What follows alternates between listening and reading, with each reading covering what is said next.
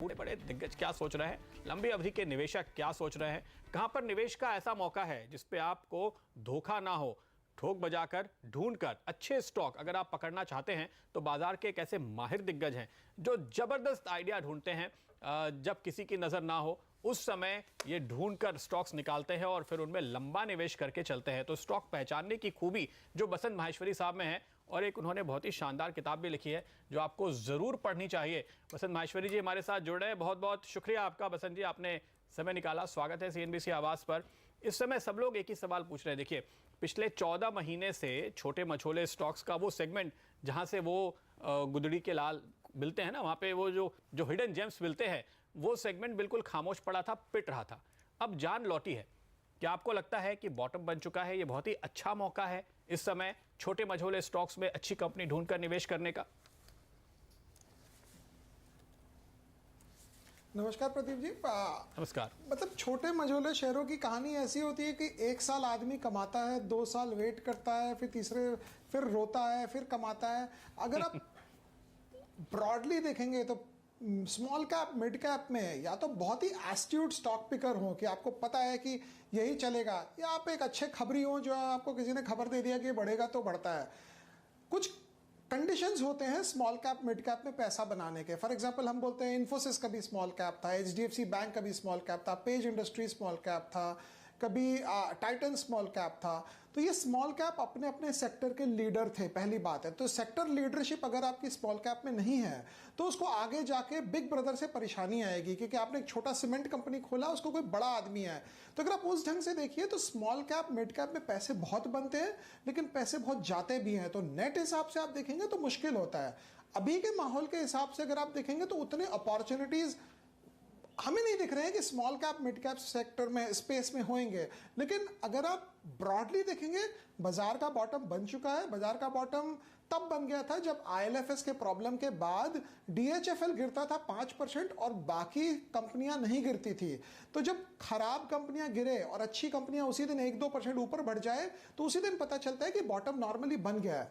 लेकिन overall context में अगर आप देखेंगे तो बाजार में खरीदने के काफी शेयर हैं, लेकिन वो रैंडम वाला जमाना गया कि आप उंगली उठा के कहीं लगा दीजिए और उसमें फिर आपके जो शेयर खरीदेंगे वो बढ़ जाएगा। और इंपॉर्टेंटली अगर आप देखेंगे तो हर आदमी अभी थोड़ा सा कॉशियस पीछे बैठा हुआ है। तो जब तक आखिरी आदमी का पैसा नहीं आता है बाजार में, टॉप अप तो बनता नहीं है। मुझे लगता है बाजार on way to make a new high है। और ये सब मोदी जी का सेलिब्रेशन, मोदी जी तो शायद 23 मई के बाद सेलिब्रेट करेंगे, बाजार उसके पहले सेलिब्रेट कर रहा है। 23 मई से पहले जो पुराने हाइज थे बसंत साहब 11,760 के, वो आराम से हासिल हो जाएंगे। मैं आपके कुछ ट्वीट्स को फॉलो कर रहा था, देख रहा था, और आप कह रहे हैं कि स्क्रीन को क्लोजली देखना चाहिए। ये बताइए, स्क्रीन आपको ये बता रही है कि पैसा एफआईआईज का जो फ्लो है वो जारी रहेगा, और प्राइवेट सेक्टर बैंक्स में जिस तरह से तेजी देखने को मिली है, इस स्पेस पर आपका क्या व्यू है? क्योंकि पिछले 8-10 दिनों में हम लोग कह रहे थे यहाँ पर कि पैनिक बाइंग हो रही है एफआईआईज द्वारा प्राइवेट बैंक्स पर। आपका क्या व्यू है? एफआईआईज नॉर्मली लास्ट 1-1.5 साल से अगर आप देखेंगे तो पैसे नहीं डाल रहे थे। और ये नहीं कि उनको इंडिया अच्छा नहीं लग रहा था या कुछ नहीं, उनको था कि अगर कोई खिचड़ी सरकार बन जाए, थर्ड फ्रंट बन जाएगी, तो फिर उसके बाद 1-1.5 साल बाद फिर इलेक्शन होगा, तो वो अनसर्टेनिटी में चले जाते थे पूरा। तो वो जब उनको सर्टेनिटी मिली 27-28 फरवरी के बाद, जैसे ही स्ट्राइक हुआ बालाकोट में, उनको पता चला कि भाई पासा पलट गया और वापस गवर्नमेंट वापस यही आएगी, तो वो फिर रैंडमली आकर आप देखिए वो मैसिव बाइंग चल रही है। अब रोज आदमी सोचता अब हो गया, अब हो गया, लेकिन जब एफआईआई जब बेचते हैं तो भी हम ऐसे ही सोचते हैं अब हो गया भाई, अब रुक जाओ, अब हो गया भाई, अब रुक जाओ। तो अभी जो पीछे साइडलाइंस में बैठे वो भी अब एफआईआई के लिए यही बोल रहे हैं अब हो गया भाई, अब रुक जाओ, अब कितना खरीदोगे। बट जिसको पैसे डालने हैं, तो हमारा ये अनुमान है कि नेक्स्ट 2-3-4 हफ्ते में वो पूरा पैसा डाल देंगे जितना उनको डालना है। बैलेंस बाइंग होगी रिजल्ट के बाद, इलेक्शन रिजल्ट के बाद। लेकिन अगर आप स्क्रीन भी देखिए तो आपको देखते ही समझ आता है कौन खरीद रहा है, बिकॉज जो फैंसी नेम्स है, जो एक्सपेंसिव स्टॉक्स है वो बढ़ रहे हैं। और एक्सपेंसिव स्टॉक्स हमारे देसी फंड मैनेजर तो लेते नहीं है, वो नॉर्मली व्हाइट स्किन लेता है। तो जब बजाज ट्विंस बढ़ते हैं, जब HDFC बढ़ता है, कोई रिकमेंडेशन कुछ नहीं है, तो वो सब शेयर बढ़ते ही आपको नजर आता है कि ये जो पैसा है ये डॉलर वाला पैसा आ रहा है। अगर नॉर्मल लोकल सीमेंट कंपनियां या लोकल कंपनियां चलती है तो आपको समझ में आता है कि ये लोकल फंड मैनेजर की बाइंग है, तो बाइंग जोर से चल रही है। और एक चीज समझ में देखने की है, बाजार में 3 जन है अभी, एक बुल होता है, एक बेर होता है, और तीसरा मैं दर्शकों को बोलूंगा कि लोमड़ी होती है। लोमड़ी की कहानी जो हम सुने ना कि अंगूर खट्टे हैं, तो आप बोलते रहिए ये महंगा है, ये लिक्विडिटी ड्रिवन है, लेकिन लोमड़ी मत बनिए, या तो बुल बनिए या बेर बनिए। क्योंकि क्या होता है अक्सर तौर पर जब हमारे हाथ से माल छूट जाता है फिर हम बनते हैं लोमड़ी, बोलते हैं अंगूर खट्टा है, इसका पी 200 है, इसका प्राइस टू बुक 7 है, लेकिन लास्ट में देखिए तो जो जीता वही। लेकिन चूंकि आपने वैल्यूएशन की बात उठाई है, कल ही हम देख रहे थे आंकड़ों के हिसाब से कहां दिख रहा है वैल्यूएशन, 28 के पी पर निफ्टी है, 59 के पी पर निफ्टी बैंक है। अर्निंग्स तो नहीं बढ़ रही है, तो सही बात है ना, केवल पी बढ़ रहा है।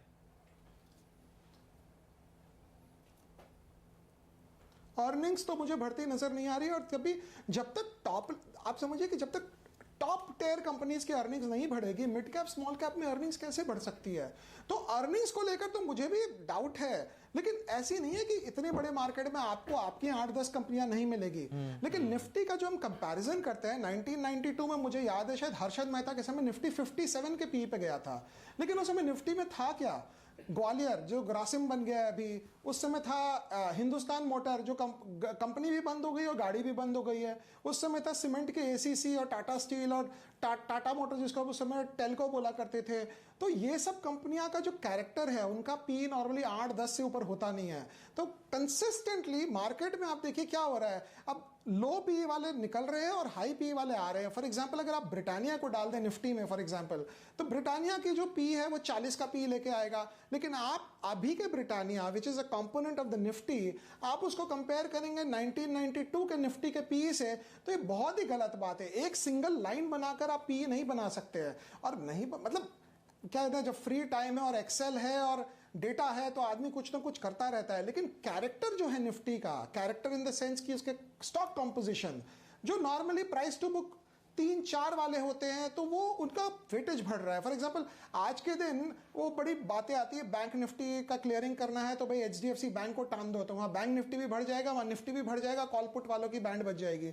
तो ये सब है क्योंकि HDFC बैंक का वेटेज बढ़ गया। आज से 20 साल पहले वेटेज बहुत कम था और इनका वेटेज बढ़ता जा रहा है। तो निफ्टी का पीक सही बात है 28 कोई कम पी नहीं है, अर्निंग्स ग्रोथ आने के आसार ओवरऑल नजर नहीं आ रहे हैं, लेकिन जिसकी अर्निंग्स आएगी तभी उसी में ज़्यादा पैसे जाएंगे और तभी में वो एस्ट्रोनॉमिकली ज़्यादा वैल्यूएशन पे जाएगा। क्योंकि अगर 50 कंपनियां ग्रोथ में है तो आप 50 में पैसे बटते हैं, अगर 20 ही कंपनियां बच गई तो सारे पैसे उन 20 में जाएंगे। ठीक बात है। अच्छा, पिछले कुछ दिनों से जो आपने कहा मोदी जी को मार्केट पहले ही इस जीत को सेलिब्रेट कर लेगा, जो काम हुए हैं, मैं भी चौकीदार वाली कैंपेन हो, अब तो मैं देख रहा था कि कुछ मर्चेंटाइज भी बाजार में आने लगे, इस तरह के लोकपाल की नियुक्ति की खबरें आ रही हैं, नीरव मोदी के ऊपर और आप कसा जा रहा है शिकंजा, यूके में अरेस्ट वारंट। आप इन न्यूज़ को किस तरह से पढ़ रहे हैं और इससे आप क्या कहेंगे?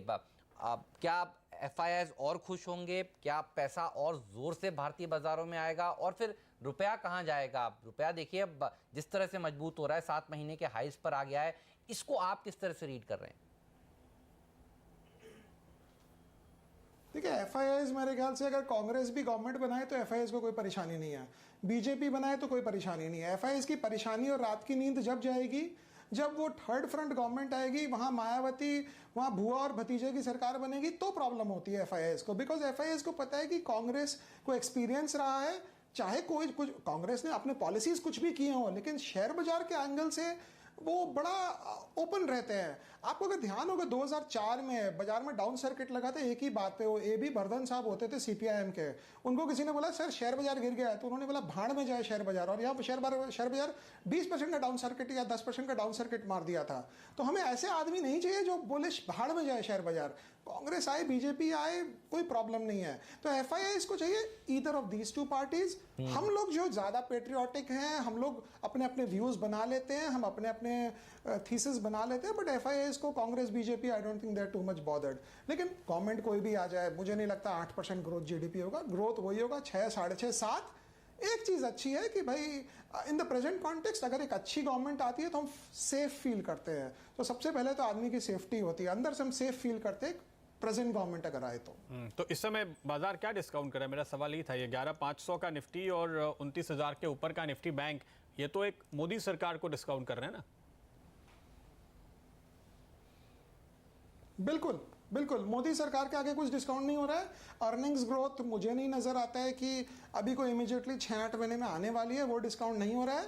ये सब जो लेफ्ट आउट बाइंग थी एफआईआईस की वो हो रही है, उसके बाद एक लेवल पे आके मार्केट साइडवेज हो जाएगा और नई गवर्नमेंट आएगी, फिर नए पॉलिसी बनेंगे, लेकिन मुझे नजर नहीं आता कि कोई बहुत चमत्कार होने वाला है अभी। तो अब वो 12-12.5 हजार जाएगा, वो तो क्या पता क्या जाएगा। अच्छा, हमारे घटना नहीं नजर आता यहाँ से, हमारे बाजार नीचे रिटेल जाता नहीं इन्वेस्टर्स नजर आता। जो आपको सुन रहे हैं, जो आपको चाहते हैं, जो आपकी किताब पढ़ते हैं, बढ़िया इन्वेस्टर बनिए, ये बताइए उनको क्या करना चाहिए इस समय?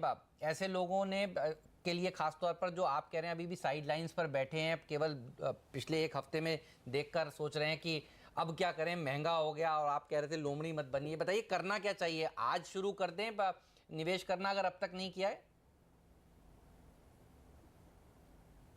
नहीं, अभी इतने फ्रेंजी में नहीं शुरू करें। एक करेक्शन वरेक्शन जब आएगा तो वेट करें। देखिए, अब रिटेल इन्वेस्टर भी ऐसा नहीं है कि जिसके पास 5 लाख है वो 5 लाख सुबह ब्रोकर को फोन करके डाल देगा, वो भी स्टैगर्ड हिसाब से डालता है। तो मैं आपको वो स्टैंडर्ड रिप्लाई नहीं दूंगा कि एसआईपी कर दीजिए, म्यूचुअल फंड चले जाइए, लेकिन ये बात यह है कि उनको देखना चाहिए कंपनियां जो जिंदा रहेगी। फॉर एग्जाम्पल हमारे पास है नहीं, लेकिन मैं ब्लाइंडली रिकमेंड करता हूँ, और एचडीएफसी बैंक, मुझे लगता है कॉर्पोरेट बैंक्स बेटर करेंगे एचडीएफसी बैंक से, लेकिन कॉर्पोरेट बैंक्स को संभालने में एक प्रॉब्लम आ जाएगी। कब कौन से मैनेजमेंट के पुराने प्रॉब्लम आ जाए, और जैसे हम लोग बोलते हैं ना कि प्रॉब्लम एक नहीं होती है कंपनी में, एक बार निकलती है तो एक के बाद एक आती है। तो corporate banks wood out perform retail banks, लेकिन रिटेल बैंक्स में आपको रात की नींद अच्छी आएगी। बात है कि आप अगर आप किसी को बोलेंगे कि आप एचडीएफसी बैंक ले लो, तो वो बोलेगा ये तो सबको पता है, लेकिन 20 साल से सबको पता है, लेकिन 20 साल से किसी ने लिया भी नहीं। तो सबको पता होना इंपॉर्टेंट नहीं है, सबको लेना होता है शेयर। तो अच्छी कंपनियां लें, 15-18% का रिटर्न बनेगा। हाँ, एक कोई करेक्शन अभी आना चाहिए, ऑब्वियसली इतना 500-600 पॉइंट का मूवमेंट है, लेकिन जब ये 200 पॉइंट गिरेगा तो आदमी और 200 पॉइंट का वेट करेगा, फिर 200 गिरेगा तो और 200 वेट करेगा। नीचे में तो कोई नहीं लेता। लेना है तो ऊपर लीजिए और फंसिए और रोइए, और वापस आपको पैसे बन जाएंगे। घटने पे तो मैं किसी को नहीं देख पाया हूं आज तक जो घटने पे ले, बिकॉज घटते ही आप और नीचे का वेट करते हैं। बसंत जी, लेकिन ये बताइए कि इसके अलावा आपकी नजर में कोई इंटरेस्टिंग स्टॉक्स थीम जहां आपने हाल में पोजीशन ली हो या लेने का सोच रहे हो? नहीं, ऐसे तो मतलब अभी नहीं बोलेंगे, हम लोग बाइंग कर ही रहे हैं, बट कंज्यूमर स्पेस में जो मुझे अच्छा लगता है, जो हम लोग नहीं लिए हैं, ऑब्वियसली हम लोग लिया नहीं और एक रिकमेंडेशन नहीं है, कैरेक्टर ऑफ द स्टॉक के हिसाब से बाटा अच्छा है, अर्बन प्ले है, 2-2 हज़ार रुपए सबके पॉकेट में आएंगे, तो सब जाके बाटा के मतलब हश पपीज नहीं लेंगे शायद, लेकिन हवाई चप्पल फिर भी कोई खरीद ले। तो ये टाइप की जो थीम्स है, स्टेबल कंपनियां जहां कल को कोई प्रॉब्लम भी हो जाए, कल कोई एयर स्ट्राइक हो जाए, क्योंकि मुझे लगता है कि ये प्रेजेंट गवर्नमेंट अगर वापस वोटिंग करके वापस आएगी तो झटके आपको 2-3 और मिलेंगे। जैसे हमको 2-3 झटके मिले, सर्जिकल स्ट्राइक का एक झटका मिला, डिमोनेटाइजेशन का झटका मिला, जीएसटी का झटका मिला, बालाकोट का झटका मिला। तो झटके मिलेंगे बिकॉज इस इकोनॉमी को अगर गवर्नमेंट अपने एंगल से सीधा करने की चेष्टा करेगी, कोई चीज़ अगर उलझी भी होना तो आपको एक बार टानना पड़ता है उसको, और टानने में दर्द होता है। तो मुझे लगता है कि जो हड्डी टूटी हुई गवर्नमेंट को लग रही है वो झटके से ठीक करेंगे। तो उन झटकों में you have to be with very very safe companies जो डाउनसाइड में ज़्यादा गिरे नहीं। बिकॉज क्या होता है, शेयर में पैसा बनाने के लिए शेयर अच्छा होना चाहिए, और दूसरा वो शेयर जो 30-30% गिरे ना, बार बार हाथ से निकल जाता है। तो आपको ऐसे शेयर चाहिए जो 10-15% से ज़्यादा का करेक्शन नहीं दे ऊपर में। प्राइस की बात हो रही है, लेकिन अगर जो शेयर है जो दिन भर उठापटक करे तो आपका मन जो है वो उलट जाएगा और आपके हाथ से निकल जाएगा। तो आई थिंक पोर्टफोलियो अच्छा बिल्ड करें और ज़्यादा aggressively B grade C grade कंपनियां नहीं लें, बिकॉज अगर वापस आती है गवर्नमेंट तो we should be prepared for some really severe steps on every front. Maheshwari साहब, आपके लिए एक ट्विटर पर मेरे को फीडबैक आ रहा है, वो ये कह रहा है कि ज़्यादा से ज़्यादा आपको हम लोग क्यों नहीं बुलाते। तो आपसे दरख्वास्त यही है कि सर CNBC आवाज़ पर ऐसे ही आते रहा करिए, आप बेबाक बात करते हैं। बहुत मज़ा आया आपसे आज जब बात करके, और क्या बातें आपने आसान भाषा में समझाई हमारे दर्शकों को। बहुत बहुत शुक्रिया, फिर जल्द मिलेंगे। धन्यवाद आपका हमारे साथ जुड़ने के लिए। चंदन तापड़िया आप हमारे साथ जुड़ चुके हैं।